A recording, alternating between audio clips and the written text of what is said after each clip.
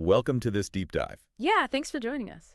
If you're tuning in right now, you're likely a planner deep in the trenches of preparing for your professional exam. Which is no small feat. No, not at all. You're probably looking for a way to make some of this really dense, crucial study material actually stick in your brain. Right.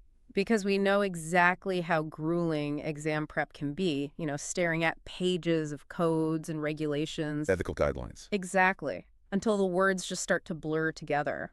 So our mission today is to take a vital piece of your required reading and turn it into a memorable, engaging discussion.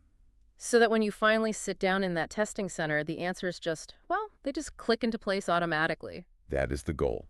And the source text we are unpacking today is incredibly practical for your day-to-day career, not just the exam. Oh, absolutely. We're looking closely at an article from the American Planning Association. It's titled Ethics and RFPs, authored by Shelby Powell and David Fields. And this isn't some abstract, ivory tower theory. No, not at all. This text is fundamentally about the real world, often super messy ethical responsibilities that govern the relationship between public agencies and private consultants. Specifically focusing entirely on that highly sensitive, high-stakes bidding phase. Yeah. Before any actual planning work even begins. Right, which brings us to the core concept of the article. Mm-hmm. This is the big, flashing neon sign you need to highlight in your notes. Get your highlighters ready. A successful public-private project requires a mutually supportive relationship. It has to be built on profound communication and honesty. Yes. But the ethical obligations governing that relationship do not simply switch on the moment a contract is signed. No, they don't. That's a huge misconception. They are fully active and really heavily scrutinized well before a project is undertaken. The ethical clock starts ticking the absolute second the RFP process begins. And that is the essential baseline for everything we're going to discuss today. Planners on both the public and private sides are bound by the AICP Code of Ethics and Professional Conduct.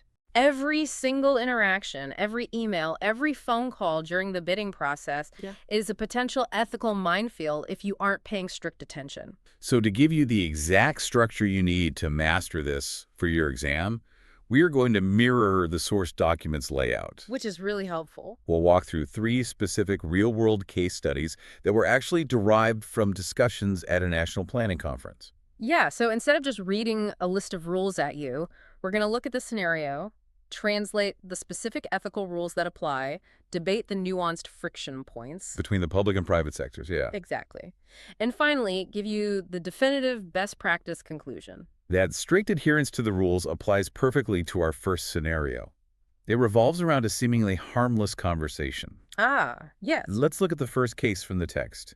This involves a post-publication phone call. Okay, picture this situation. A public agency goes ahead and publishes an RFP. It's officially out there in the world. Live on the website. Live on the website.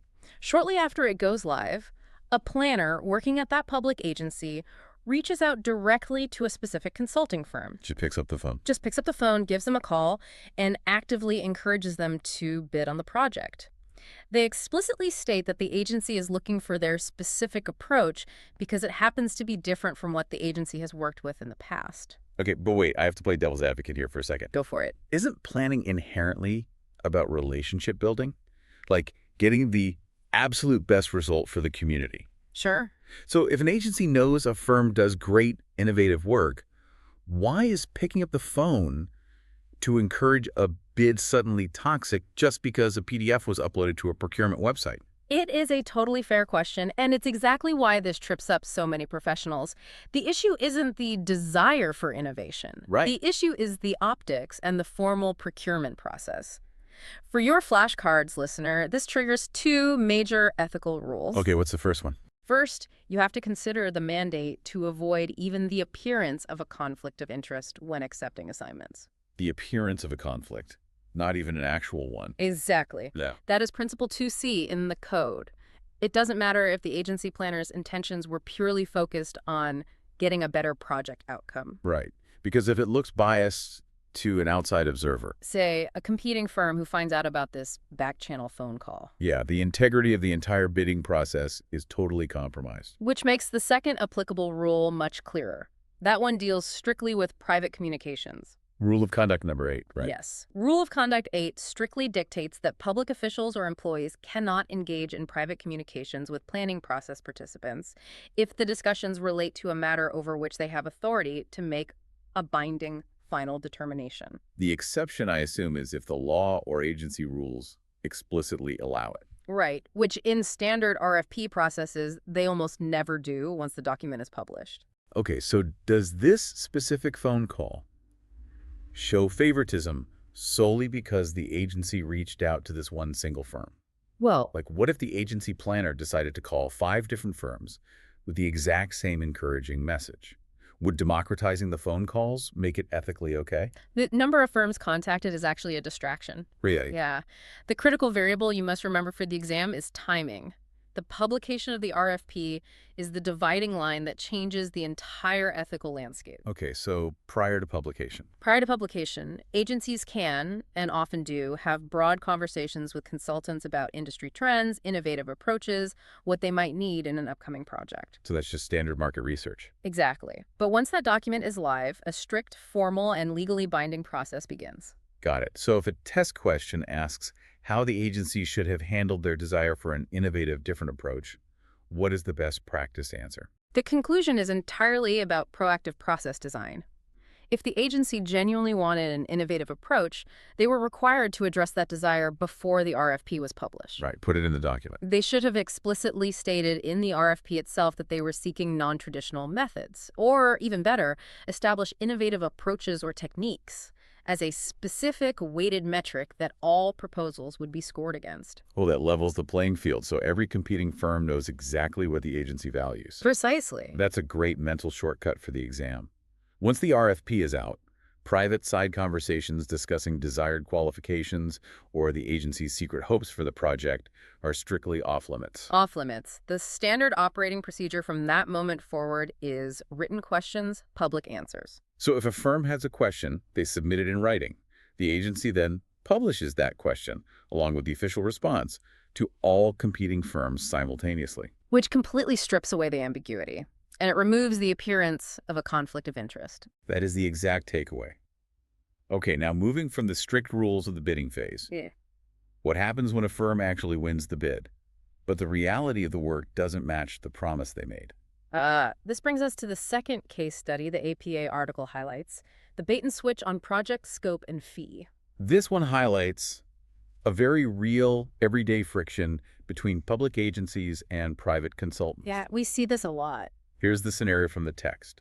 An agency releases an RFQ, a request for qualifications. Important distinction there. Right. In the document, they highlight that they specifically need a small, streamlined team that will be able to intensely focus on this particular project. Okay. They receive the qualifications packets, review them, and select one firm as the top respondent precisely because that firm presented a tight, streamlined, highly focused team structure. Makes sense. The agency then goes to this top-ranked firm and requests a full scope and fee for the project. Which is standard operating procedure when using an RFQ process. Right. But when the firm hands over their response, the size of their project team has mysteriously doubled. Of course it has. The fee is totally bloated. The agency naturally feels burned by this bait and switch. So instead of just proceeding with the project they're excited about, the public planners are now forced to spend significant, valuable time negotiating the scope and the fee back down to reality. And we have to consider the physical implications of that delay. Time is a massive resource in the public sector. Huge. A bloated fee doesn't just mean a few extra emails back and forth. It might mean the agency planner has to go back to a city council or a steering committee to request budget reallocations. Which can delay a critical project by months. Exactly. Ethically, this scenario touches on several crucial rules you need to be ready to identify. Okay, let's break them down. First, there is the rule against deliberately or recklessly misrepresenting qualifications. That is rule of conduct number 10. Rule 10. If you pitch a nimble 3-person team to win the bid and then hand over a contract asking the agency to pay for 8 people, you are crossing a serious line regarding misrepresentation. And that ties directly into the prohibition against misstating the facts of your proposal. Precisely. That's rule of conduct number 12, which states you cannot misstate education, experience, or any facts relevant to your professional qualifications. So presenting a streamlined team in the initial RFQ and then doubling it in the actual scope is a material misstatement of the facts of your proposal. Yes. And finally, the text brings in rule of conduct number 15.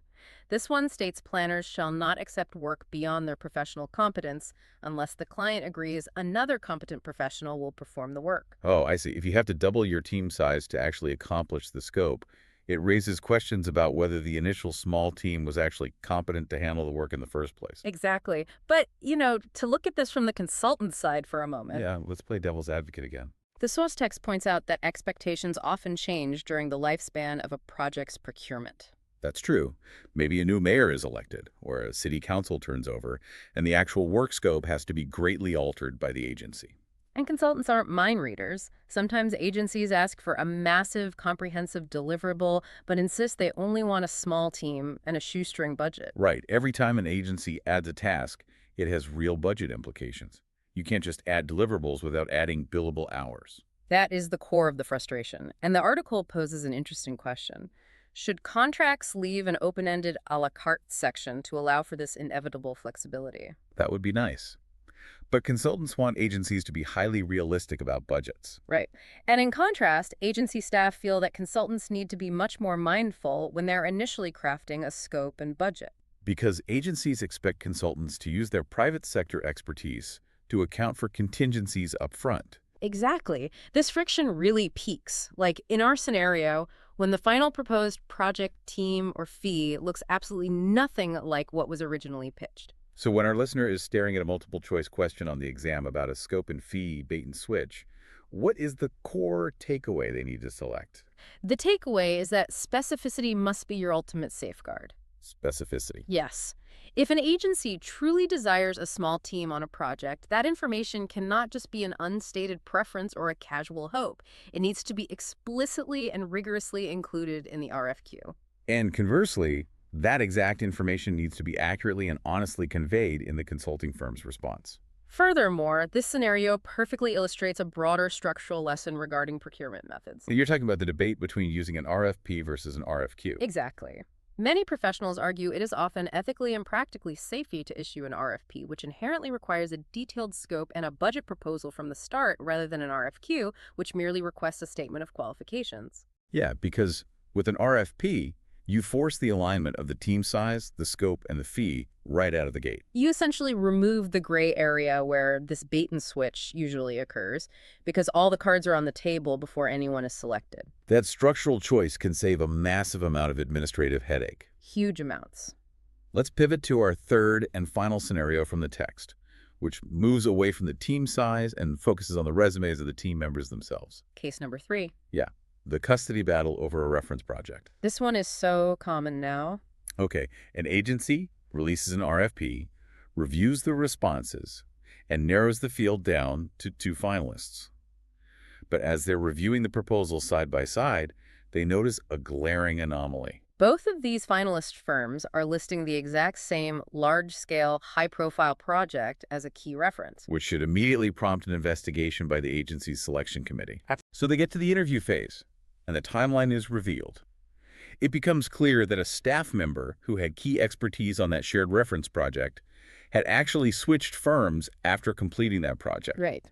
So now, the old firm is claiming the project as your corporate experience, and the new firm is claiming the project as their key experience simply because they just hired the planner who worked on it. It's a literal custody battle over a resume item. Yeah, and in the modern era of remote work and, frequent job hopping, a firm's resume is incredibly fragile because experience is tied to human beings, not the corporate logo on the letterhead. It's so true.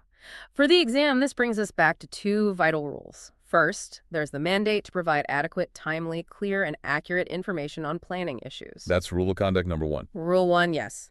If a proposal is muddying the waters about who actually did the work, the firm is failing to provide clear and accurate information to the client. And we are back to the rule against misstating facts regarding professional qualifications. Yes.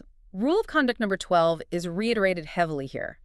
Claiming full credit for a massive project when you only played a minor role or when the true expertise resides with someone who left your firm 3 years ago is a direct violation. This raises a massive philosophical debate in the industry, though. Does the project work stay with the individual planner, or does it belong to the firm that held the contract? Right. Can the planner's new firm claim specific experience just because they employ this person now? Well, it depends heavily on the nuances of the project execution. The article points out that we have to look closely at the size and structure of the project team. Like, was this massive project essentially driven and completed by this one single person who has now moved on? Or was it a massive collaborative effort where the lead project manager, the GIS specialists, and the QA/QC team still reside at the original firm? You cannot claim the holistic success of a multidisciplinary project if you just hired the junior planner who, formatted the appendices. Right. And the source material brings up another crucial layer here, the marketing department factor. Oh, this is a big one. In many mid to large private firms, a planner will write up their project experience and hand it over to the marketing department to build the actual proposal. And marketers are paid to make the firm look as competitive as possible. Words get jazzed up. Assisted with public outreach suddenly gets rewritten as lead community engagement manager. Completely by accident, an unintended ethical conflict is created because the marketing copy overstates the planner's actual role. That is a very real danger. And it's why planners must rigorously review what their marketing teams are sending out under their names.